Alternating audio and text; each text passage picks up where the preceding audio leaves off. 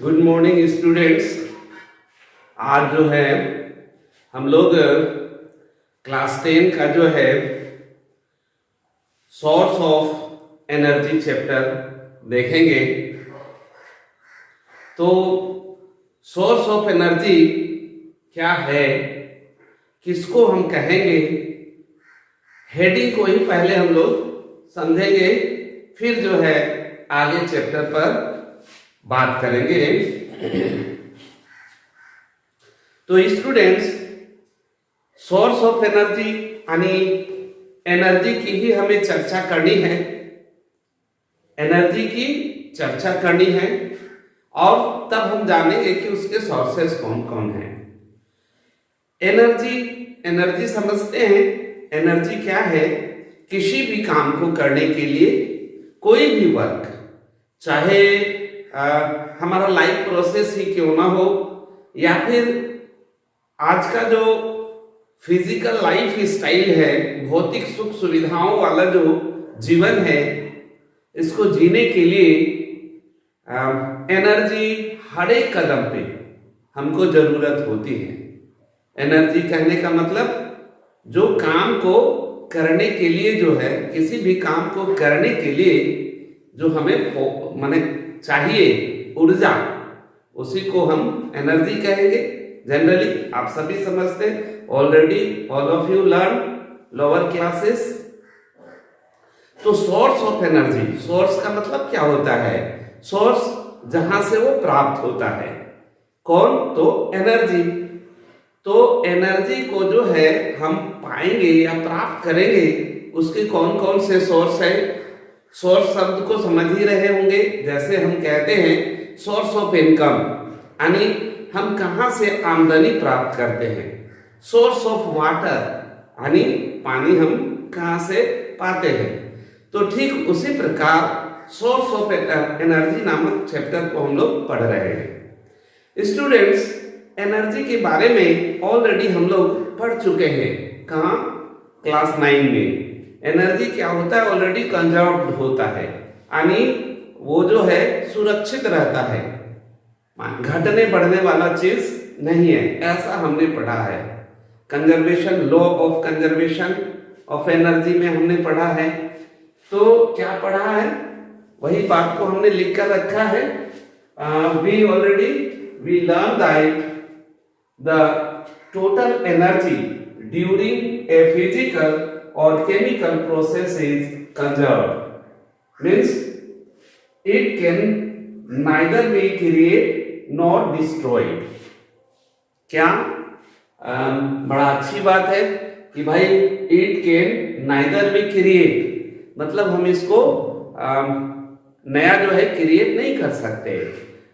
और फिर क्या कहता है? नो डिस्ट्रॉयड, मतलब हम उसको खत्म भी नहीं कर सकते, यानी ये क्या है? कंजर्व है। तो फिर सवाल उठता है कि भाई एनर्जी क्राइसिस का बात चलती है, हमेशा ही यह कही जाती है कि एनर्जी क्राइसिस हो रहा है, जिसकी वजह से जो है उसका रेट इंक्रीज कर रहा है। ये चिंता का विषय बना हुआ है, सोचने वाली बात बन चुकी है कि जब एनर्जी जो है पूरी तरह से इसका क्राइसिस हो जाएगा तो क्या होगा, ऐसा सुनने को आता है। और एनर्जी सेव के लिए जो है लगे हुए हैं लोग, गवर्नमेंट भी लगा है, पूरा वर्ल्ड लगा हुआ है एनर्जी को सेव करने के लिए। तो ऐसा क्यों, जब ना तो हम क्रिएट कर सकते हैं और ना ही इसको डिस्ट्रॉय कर सकते हैं, तो हम क्यों इतनी परेशानी में हैं? तो रीजन है। वो रीजन क्या है? यह सही है, ये लॉ ऑफ कंजर्वेशन जो है ऑफ एनर्जी जो है गलत नहीं है, बट क्या है कि एनर्जी वन फॉर्म में से अनदर फॉर्म में कन्वर्ट हो सकता है। जब भी एनर्जी जो है वन माने एक स्टाइल में जो है वो दूसरे प्रोसेस में जाकर कन्वर्ट हो सकता है। फॉर एग्जाम्पल, अब मान लिया जाए हम कोयले को जला रहे होते हैं, तो कोयला जब जला रहे होते हैं तो उससे क्या होता है? हीट एनर्जी प्रोड्यूस होता है। और क्या, हीट एनर्जी के साथ साथ लाइट एनर्जी भी प्रोड्यूस होता है। तो फिर क्या ऐसा कोई अभी तक तो संभव नहीं हो पाया है कि फिर से एटमॉस्फेयर में गया हुआ एनर्जी को फिर से कलेक्ट करके, या जो लाइट चला गया था एटमॉस्फेयर में या प्रोड्यूस जो हुआ था उसको कलेक्ट करके फिर से जो है हम उसको कोल में कन्वर्ट कर सकते हैं। या फिर एक कैंडल को ही लीजिए ना, कैंडल जब जल रहा होता है तो उसका जो केमिकल एनर्जी है कन्वर्ट होता है लाइट एनर्जी में और हीट एनर्जी में, लेकिन फिर से उसको कन्वर्ट करके केमिकल एनर्जी में जो है स्टोर करना पॉसिबल नहीं हो पाता है। तो ऐसे सिचुएशन में तो यह बात सत्य है ना। क्या सत्य है? Energy crisis. तो स्टूडेंट्स, एनर्जी क्राइसिस जो है इसी पर ही मेनली चर्चा होगी कि तब तो सोर्स हमको देखना होगा ना, हमारे पास सोर्सेस क्या है, अगर नहीं है तो उसका अल्टरनेटिव व्यवस्था करना होगा। कैसे व्यवस्था करेंगे, इन्हीं बातों की हम लोग जानकारी आज लेंगे। किस पे? तो सोर्स ऑफ एनर्जी नामक चैप्टर में। तो स्टूडेंट्स, एनर्जी तो बहुत है, चारों तरफ ढेर सारे एनर्जी के सोर्सेस हैं। जैसे अभी हमने कहा कोल, पेट्रोलियम, वुड, है ना, ढेर सारी हैं।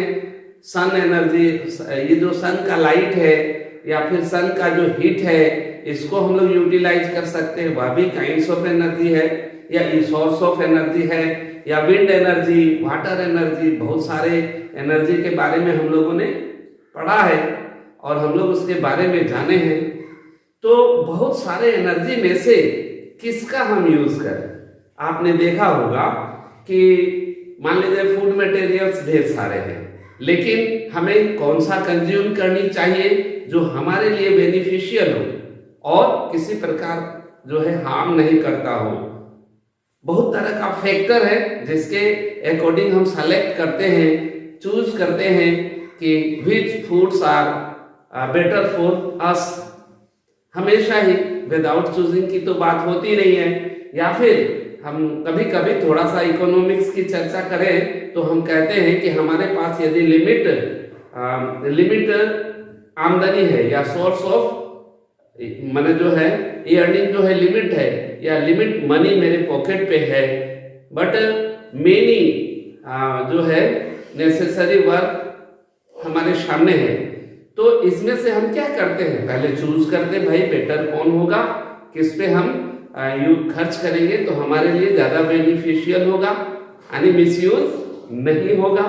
किसका मिसयूज नहीं होगा? तो मनी का।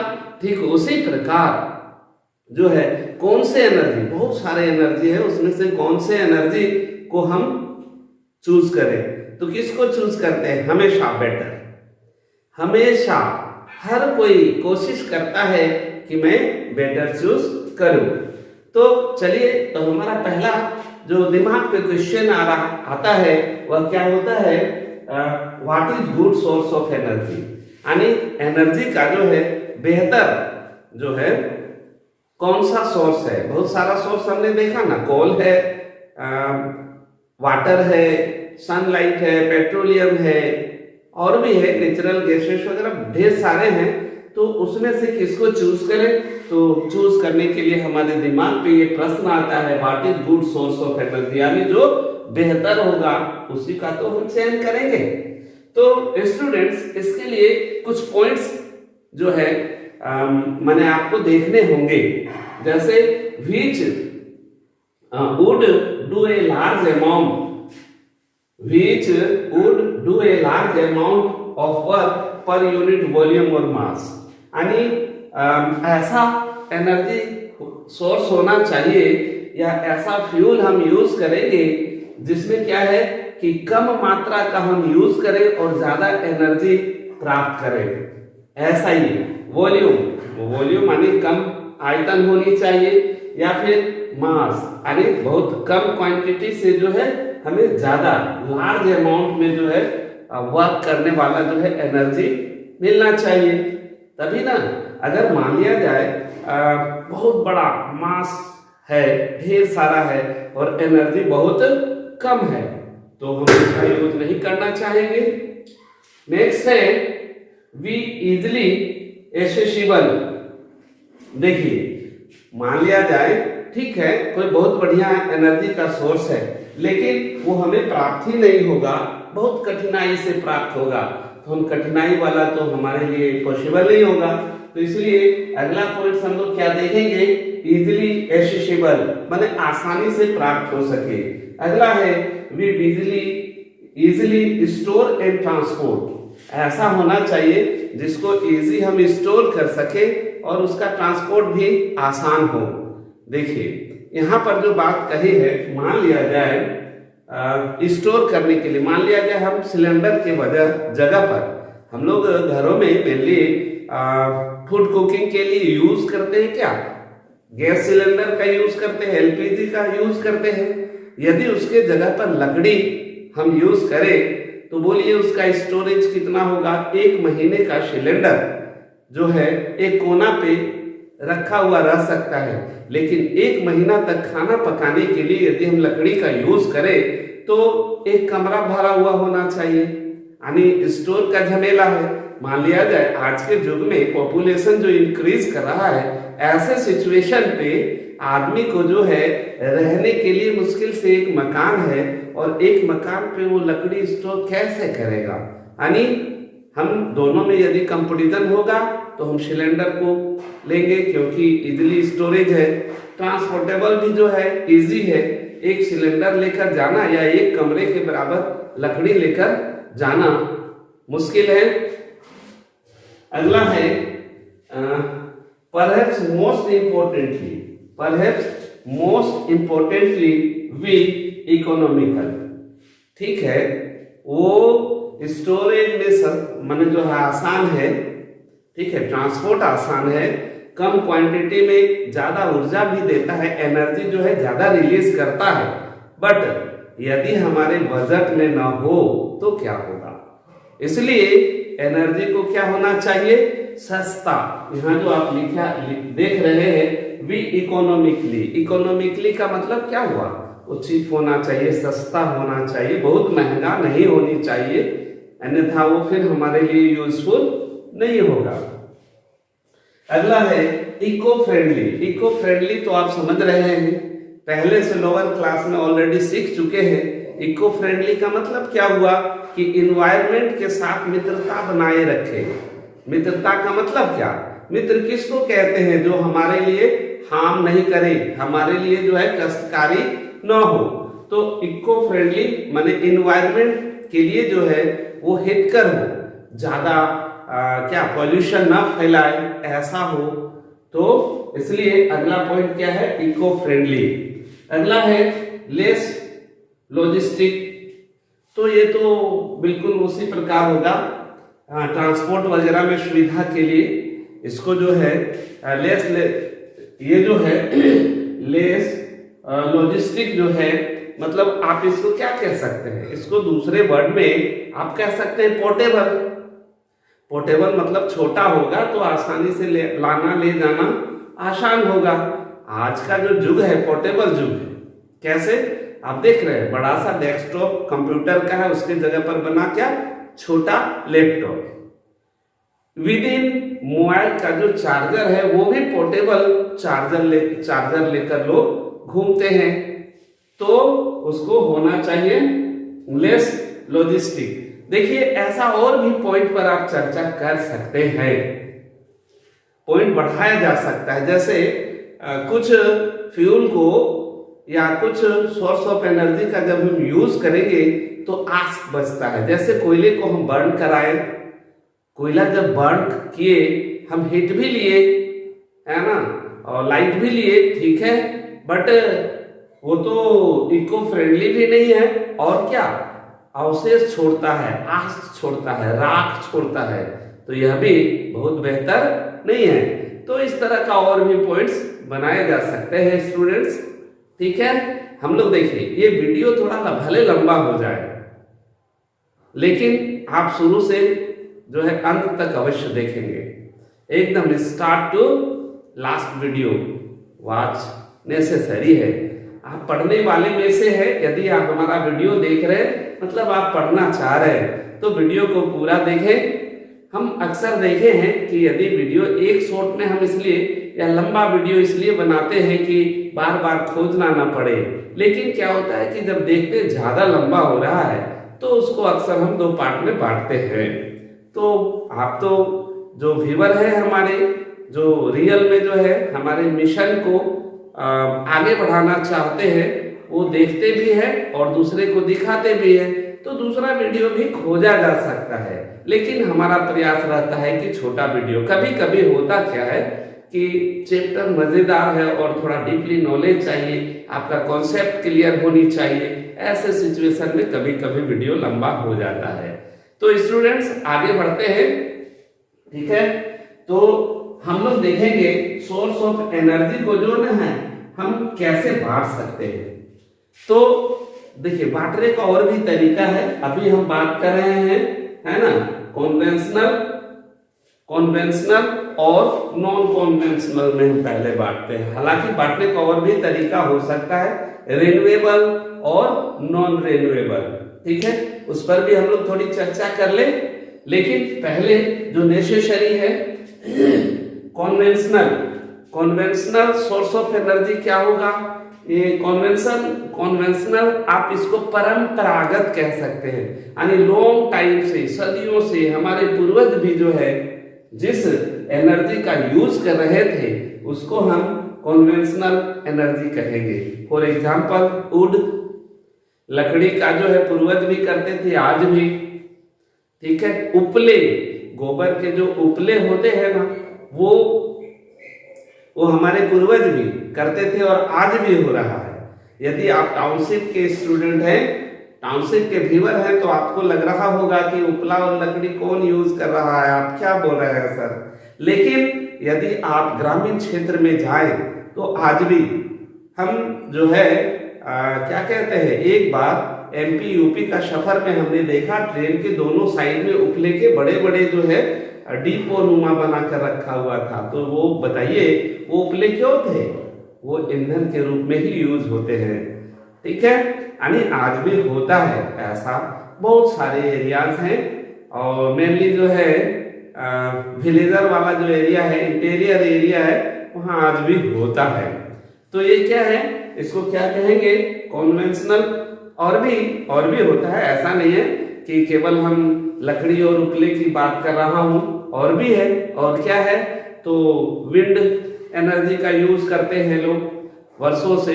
पहले क्या करता था, उसको जैसे मान लीजिए ट्रांसपोर्ट में उसका यूज किया जाता था, नाव चल रहा है, उसपे पर्दे लगे हुए होते थे।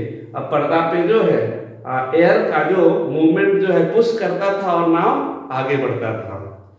नदियों में आसान होता था, नदी का जो मूवमेंट है उसके अकॉर्डिंग चलता था।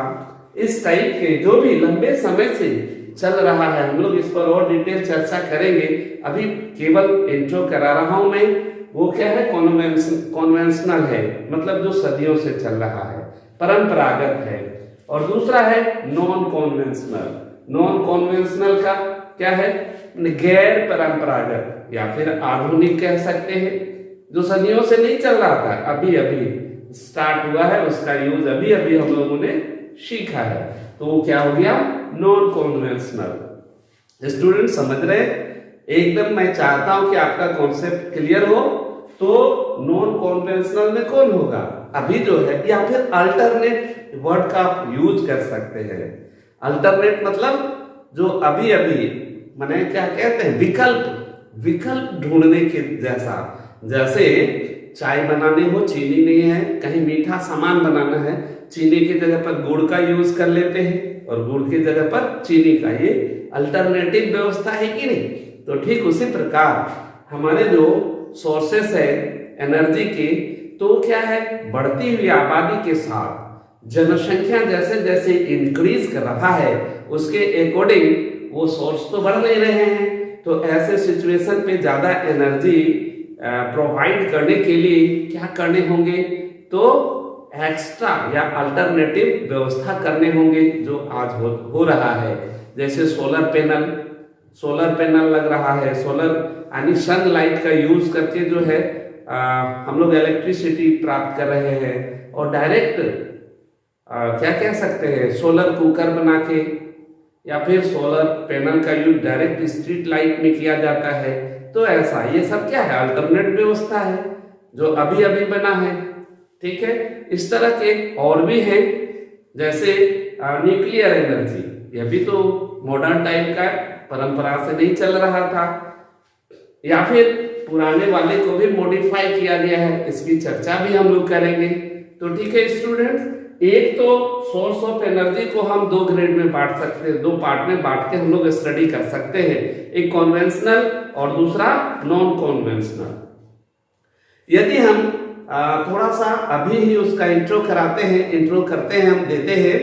एक हमने कहा था इसको बांटने का तरीका यह भी हो सकता है, रिन्यूएबल और नॉन रिन्यूएबल। रिन्यूएबल का मतलब क्या हुआ, जो फिर से क्या कह सकते हैं, प्राप्त हो सकता है, यानी जो खत्म नहीं, उसको क्या कहते हैं, रिन्यूएबल। जैसे सनलाइट आज मिल रहा है फिर कल मिलेगा, ऐसा थोड़े ना है यार कि ये जो है आज सूर्य लाइट दे रहा था, प्रकाश दे रहा था, कल गायब हो जाएगा, नहीं दूंगा, ऐसा नहीं होगा, या फिर खत्म हो जाएगा, ऐसा भी नहीं होगा। तो इसको हम क्या कहेंगे, रिन्यूएबल कहेंगे। अच्छा, और भी है, जैसे विंड, हवा का जो बहाव है वो आगे बढ़ेगा, फिर कल मिलेगा, फिर कल मिलेगा, ऐसा होगा, वो खत्म नहीं होगा। इस टाइप का जो भी सोर्स ऑफ एनर्जी है उसको हम क्या कहेंगे, रिन्यूएबल। बट कुछ ऐसे भी है नॉन रिन्यूएबल, यानी या तो वो खत्म हो जाएंगे, मतलब मिलना बंद हो जाएगा, जैसे कोल, पेट्रोलियम, है ना, बायोमास की हम लोग चर्चा करेंगे।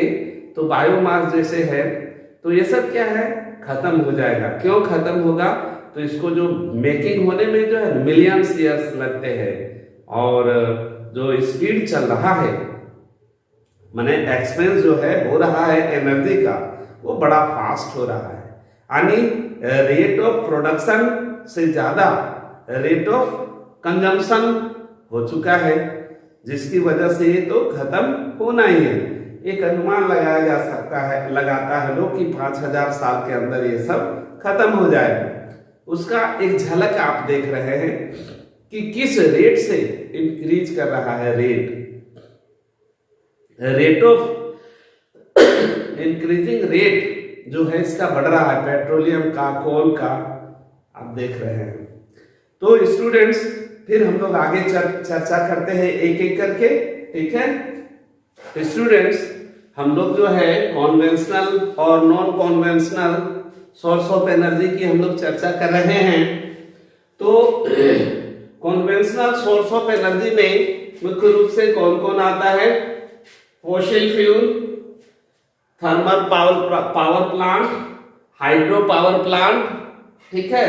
और इतने ही नहीं, कॉन्वेंशनल में जो है यह भी आता है, improvement in the technology for using conventional source of energy, यानी टेक्नोलॉजी के आ जाने से या फिर नए तरीके से जो कॉन्वेंशनल सोर्स ऑफ एनर्जी जो है कन्वर्ट करके बेहतर करने का प्रयास किया गया है।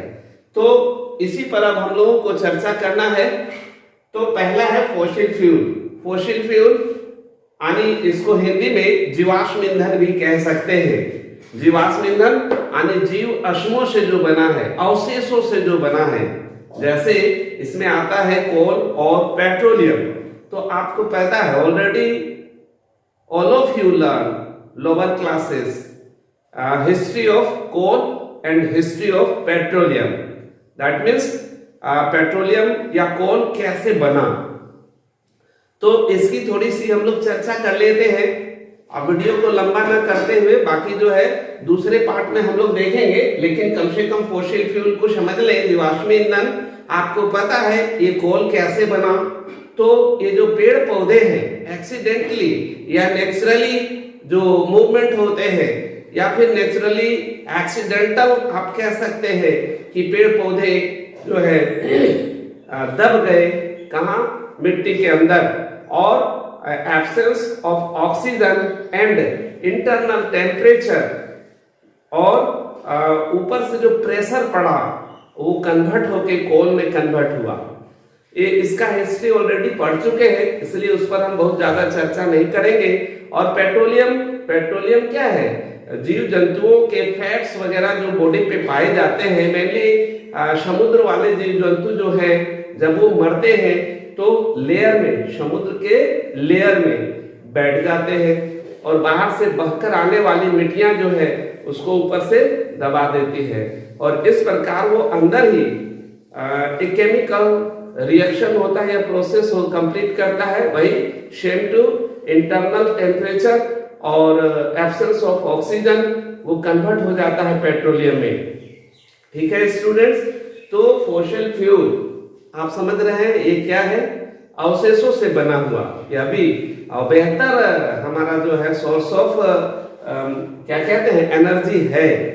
आज जो इंडस्ट्रीज वगैरह में, व्हीकल्स में हमारे जो है ट्रांसपोर्ट के जो जितने भी हमारे साधन है अभी वर्तमान टाइम में, सब में क्या होता है? फॉसिल फ्यूल तो ही यूज होता है। भले उसको ट्रांसफर कर लिया जाता है इलेक्ट्रिकल एनर्जी में, बट वो तो मुख्य रूप से वही होता है। और केवल ट्रांसफर करके ही नहीं, एकदम face to face, same to same उसी का यूज करके फैक्ट्री में जो है उसका हम लोग जो है फ्यूल के रूप में, सोर्स ऑफ एनर्जी के रूप में यूज करते हैं। स्टूडेंट्स, यहाँ पर हम थोड़ा सा बतलाना चाहेंगे कि ये जो फॉसिल फ्यूल होते हैं परंपरा से जो चला आ रहा है, इसके बहुत सारे डिमेरिट्स हैं।